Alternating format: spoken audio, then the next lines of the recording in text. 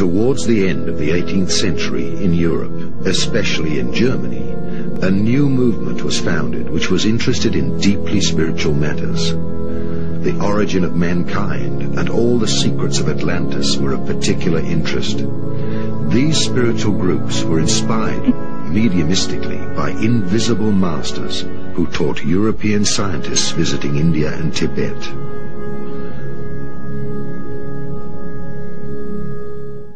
For centuries, there has been a legend of a land untouched by time. Explorers have vanished searching for it. Most of us are familiar with our world as we view it from weather satellites on the evening news. These satellites go around the planet from east to west or from west to east. There are a few satellites called polar satellites that go around the Earth, North and South Pole. However, data is not available to the public for a view of the North Pole or the South Pole, only the center section. Many newly founded occult sects discovered that there were esoteric lodges before them, such as the Freemasons, the Rosicrucians, and the Illuminati, who were pulling the strings of world politics. There are only a few polar satellites. In February of 2006, the federal government issued a data denial implementation plan, which secures the continued flow of real-time meteorological satellite data from the NOAA, provided instruments on board EUMETSAT's METCOP spacecraft to public duty users in the United States. During episodes that might otherwise require data denial, data denial means real-time data from U.S. environmental instruments can be denied during periods of crisis or war. There are no publicly available images of the North Pole.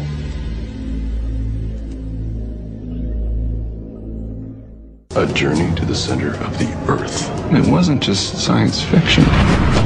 As it happened, shortly after the First World War, young officers of the German army were introduced to an esoteric lodge called Tula. This lodge uncovered the secret world conspiracy of the Illuminati.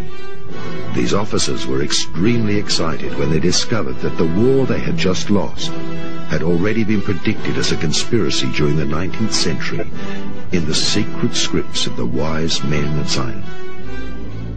When a solar flare occurs, cosmic radiation leaps out into space, crossing the distance from the Sun to the Earth in about 73 hours.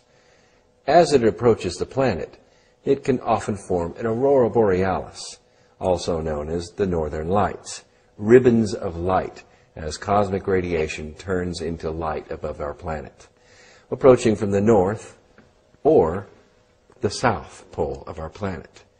But what would cause an aurora borealis to form over both poles at the same time?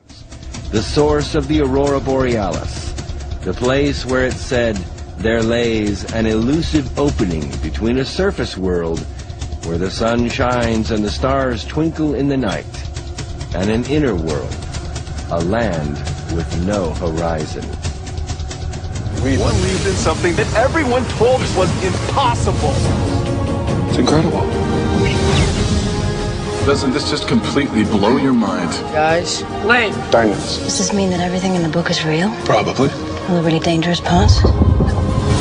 If we take Atlantis as a model for survival, it is clear in the folklore and literature of the major continents of our planet that some of the races went into the earth.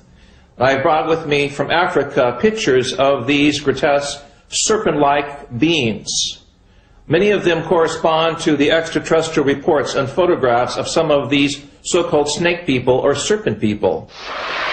Behind a barrier of molten lava, an empire of evil, an inferno ruled by winged creatures like guardians of the gates of hell, a host of Satans, nourished by the flesh of sacrificial maidens.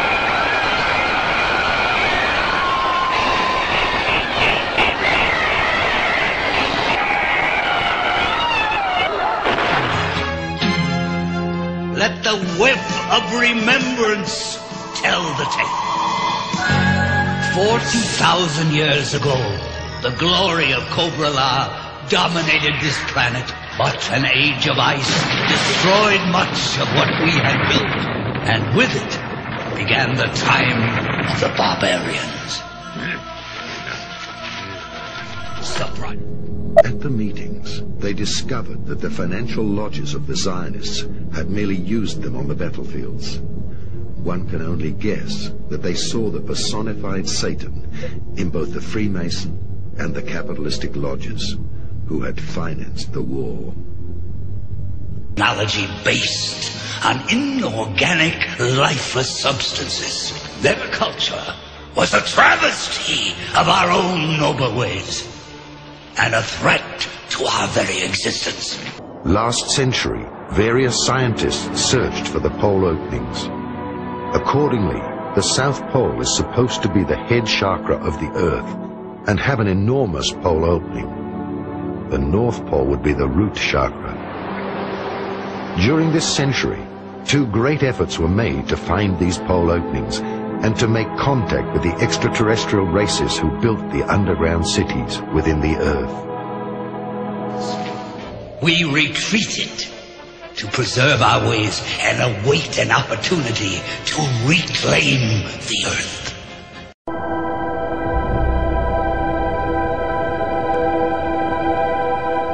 On the 19th of February 1947, American explorer Rear Admiral Richard Byrd of the U.S. Navy flew to the South Pole.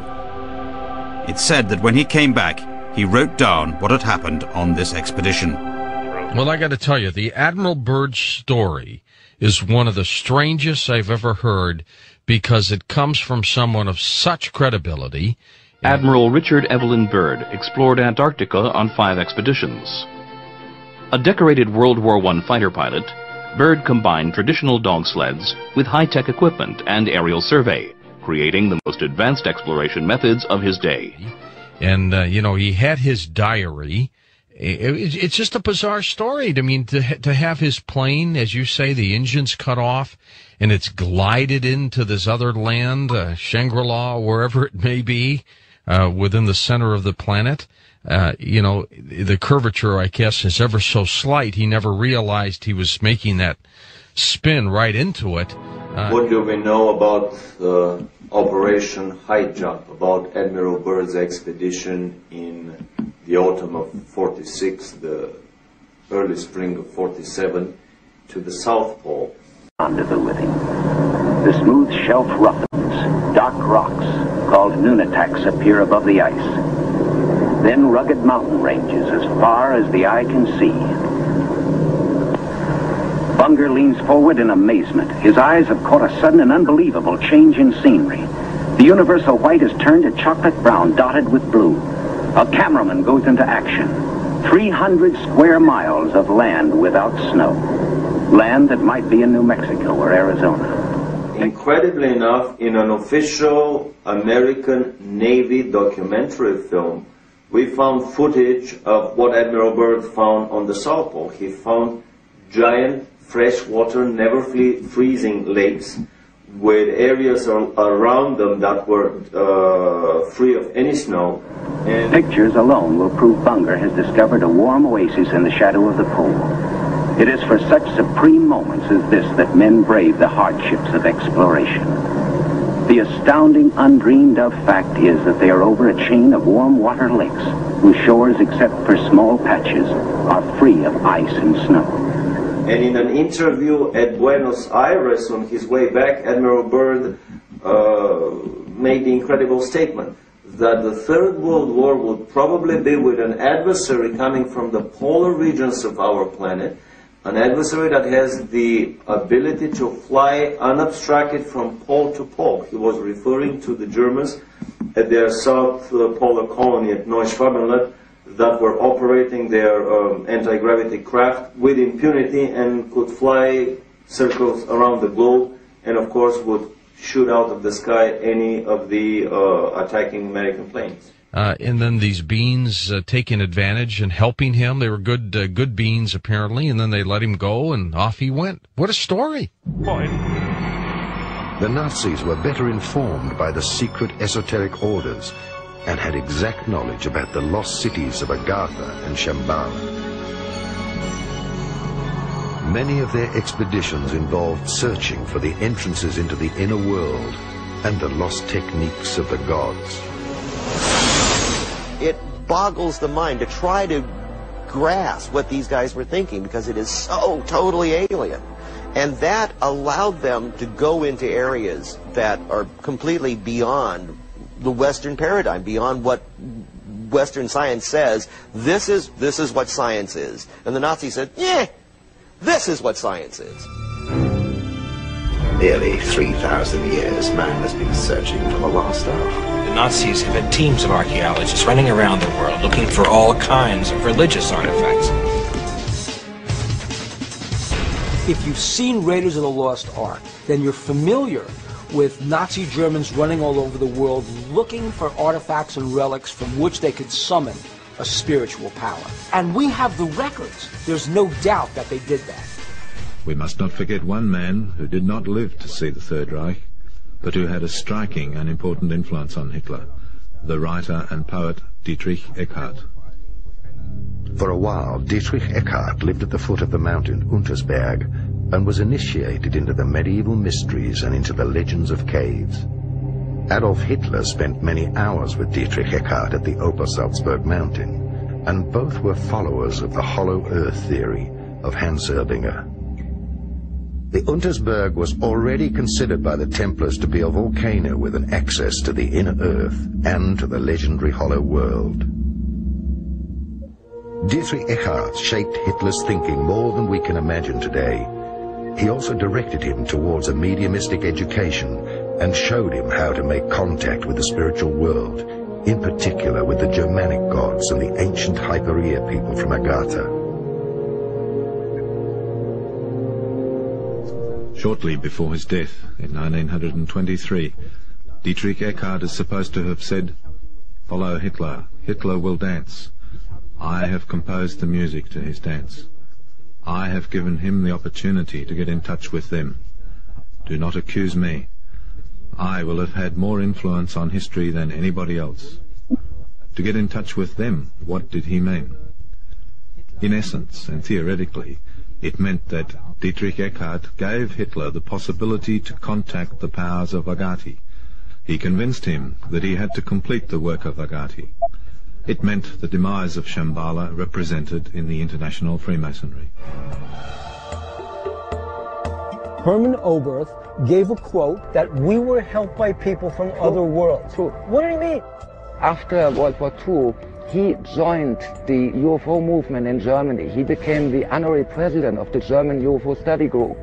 And the German UFO Study Group involved contactees and psychics. He himself worked with a channel medium and received channeled information. So he was successful? Yeah, very much. He did get information. He believed in it. He believed, but he came in contact with extraterrestrials through this channeling medium. What a shock. Michael Hessman told us that Hermann Oberth, the father of Nazi rocketry, was a trance medium. Could that be one of the reasons the Germans were 25 years ahead of the rest of the world when it came to technology? And Oberth brought that ability to NASA in the 1960s. That's a huge revelation. As much as there is an outer world, there is, because of polarity, an inner world. In other words, the Earth is hollow. As things are on a small scale, so they are on a large scale. Hermes Trismegistos taught that everything in the universe is set up according to the same organizational plan. One could say that the Earth is like a huge atom, hollow inside, with a nucleus at the center which represents the inner sun. Just as we humans do not see the outer curve of the globe, one is not able to perceive the inner curve when entering Hypereia, the legendary lost crystal cities of Agartha.